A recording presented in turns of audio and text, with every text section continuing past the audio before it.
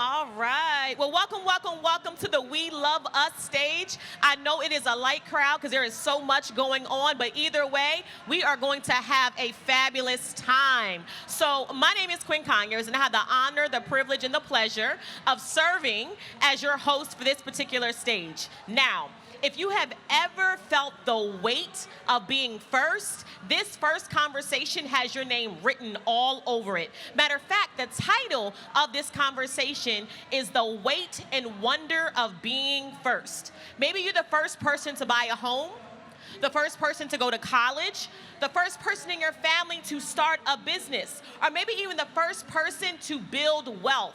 Either way, you are absolutely positively in the right place. Because behind every major milestone is a story of sacrifice, resilience, pressure, and possibility. Now, this conversation explores the real experiences behind first generation achievement and the financial habits and the systems that are required to create lasting ownership and generational impact. Now, I'm excited because we have a powerhouse panel. Here to moderate this fabulous conversation is the one and only Casey DK. She's gonna join us on the stage. Let's go ahead and give Casey some love. Now, joining Casey is two amazing individuals who are breaking barriers as the first in their families, in their careers, in their businesses. We have Enza Huger and Dr. Latanya White. Let's give them a round of applause. Welcome, welcome, ladies, to Essence Fest 2026. Hello, hello, hello. Welcome to Festival, y'all. How you feeling? Woo, woo, woo. That's Hey, right.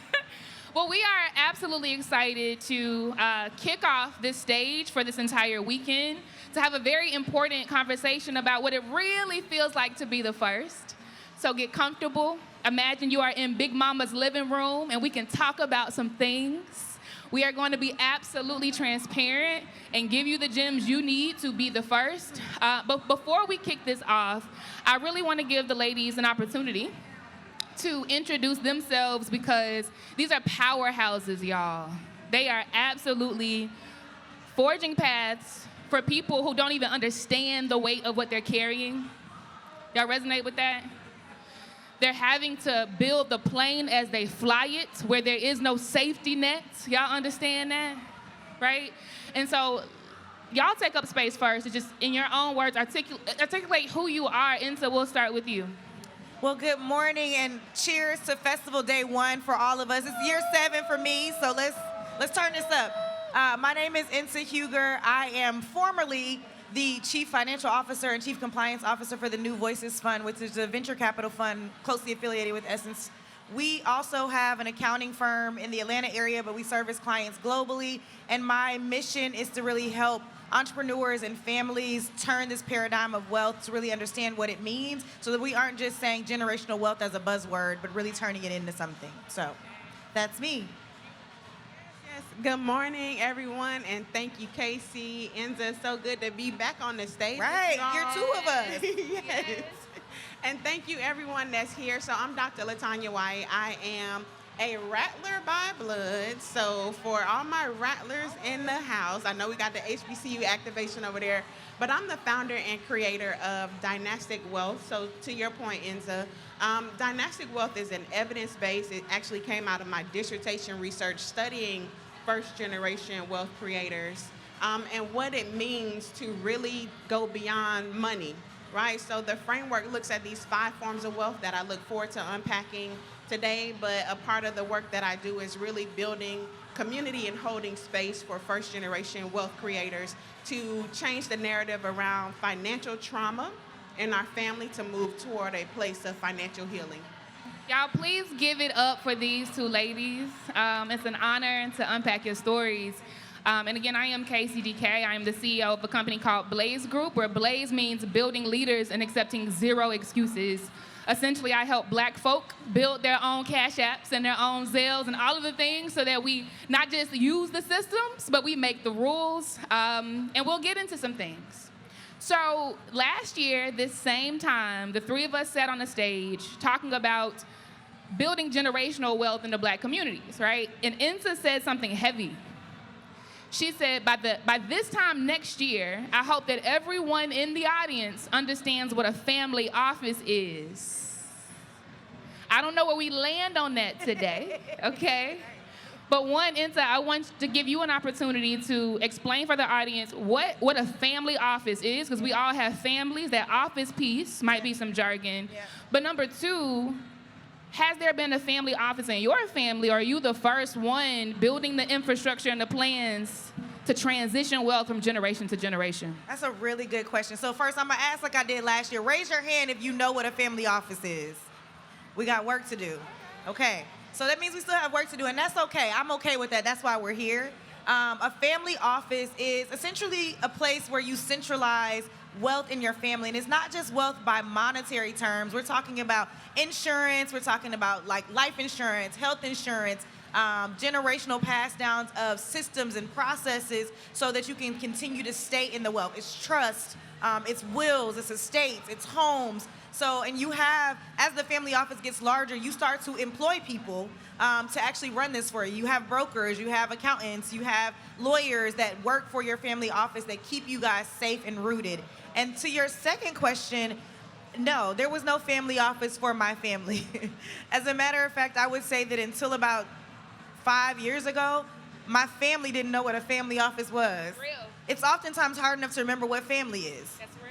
As a step one, right? Sometimes that's the first hurdle, is understanding family. What I mean by that is building the trust required to even have these conversations, right? So lucky for me, I was able to demonstrate wealth by acquiring a certain level of wealth and education on my own.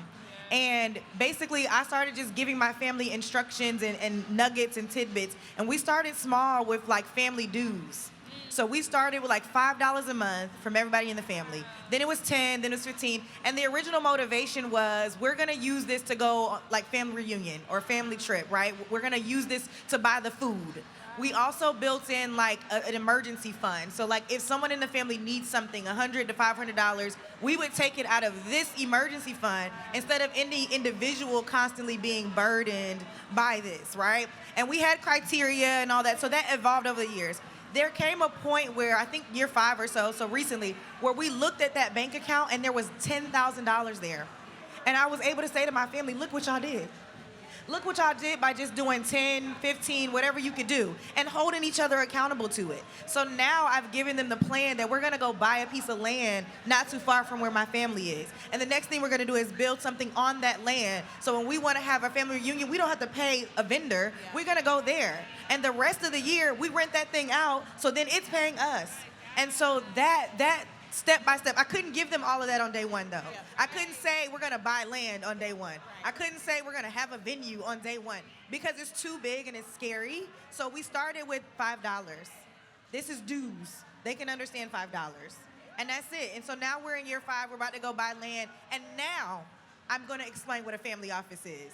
I had to get to achieving something first, and then like now our family office is established to buy the land. Our trust is established to hold the land. So now they get it. And they're in love with the idea of like, how do we get here? How do we do this? And I named it after, my great-grandparents. So I'm like, you understand this isn't about me. I don't care. This is about all of us and what comes next. So there's excitement now. Hand claps for that, please. My God.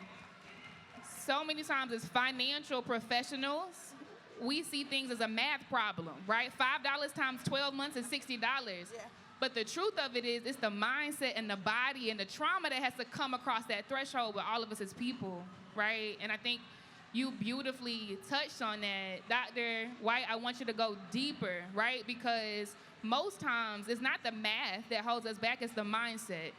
In your position, you taught, I think, 13 years at FAMU, entrepreneurship to students. You have your own company called Dynastic Wealth, right? You're doing all of the things. You're at Howard now, building entrepreneurial pathways for HBCU students. So I'm sure you've seen a lot of mindset hiccups along the way. So can you, and be very honest, right? Because I hope that I see myself in what you say. I hope anybody out there who is hiding and disguising, right, sees themselves. What are typically the mindset issues that hold people back from embodying ownership? Right. And thank you for that question and for the context. So a part of the research that I did actually looked at 150 years of wealth distribution in America, and then specifically what that experience had been like for melanated people. So this is looking at, of course, chattel slavery. This is looking at the Reconstruction era. This is looking at the establishment of the Freedmen's Bank. And then when our ancestors were working and building and had amassed a collective $3 million in black wealth and deposited them in banks that disappeared overnight. Although that wasn't my experience, that hadn't been my great-grandmother's experience, I now can appreciate why she still puts money in a shoebox under the bed. Like, now I can appreciate that. And really understanding how we all come as a family, Insa, right? As a family, we bring Madia's, right? We bring Big Mama's memory into how we relate to money.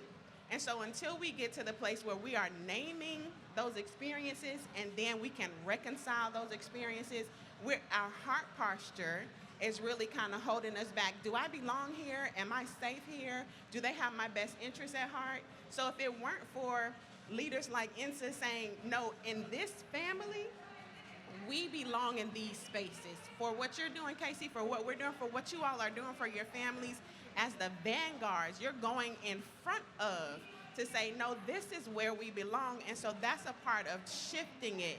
It's gonna take someone to be brave enough to say, this was our story, we're changing the narrative, we're rewriting it, and we're creating these dynasties, we're building these family offices so these generations behind us don't carry the same pain and trauma that we have. That's good, sis. It makes me think about the title of this book called The Body Keeps the Score. It's a good book. It's a really good book. It is. It's one of my favorite Right? books. No matter what I look like on the outside, the body keeps the score. And so there's a reason why it goes under the mattress, because the body is keeping the score. There's trauma in my cells that I'm trying to heal, right? Another thing I noticed, another pattern I noticed in us, sisters, family, black folk, black men, is when we have a heart of service, so many times we get our joy from the joy we give to other people. And it's so hard to name our own needs and our own joys, and it's so hard to relish in that. And so before we go deeper into the wait and the wonder, I want to know from each of you, what has been the most gratifying experiences for you being the first? Not things you share with other people, not the journey you see and you're like, good for you. You two black women, what are those private moments that make you cry in the car on your way home when nobody can see? Right? And so I want to start with you.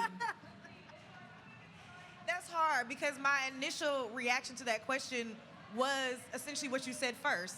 Something that someone else experienced that made me feel happy or joyful. But if I had to think of a moment that was very internal to me, I think there's two. One, when I got my graduate degree. I didn't even go to graduation. I didn't care because it wasn't about anybody else. It was about me wanting to go back. I graduated with a 4.2 GPA in grad school, and I don't think anybody knows that in grad school, right? No one cares, but I cared, you know? And then the second moment was, okay now, this is an inside. Okay, my second moment honestly was when I finally became a millionaire. That was the second, I didn't tell anybody. I was just sitting in the car. I log in every day because I'm an accountant. So I log in every day trying to see what's going on. And there was one day I logged in and was like, oh, I finally made it. Like, it finally happened. And being able to share that, I told my mom later. So now my family has something to look to, and I can tell them I made all these mistakes, but still ended up here. So it's okay that you make the mistakes. It's okay that you got it wrong some days. Here is how you keep moving forward. Here's how you bounce back. Remember that time I lost all of this, and here I am today. So that gives them a blueprint to make the mistake and get back at it again, and know that we're building a community safety net. So I'm not wealthy, we are wealthy. And to the extent that we're doing what we're supposed to be doing as a family, I got your back. I got your back. Build something else. Try again. So those are probably my two moments. You better say it with your chest, sis. Love it. Dr. White. Yes. So with dynastic wealth, there are these 5 pillars of wealth, right? So financial wealth, spiritual wealth, this is your family identity. This wealth of knowledge, like family recipes, whose name is on the deed to the house.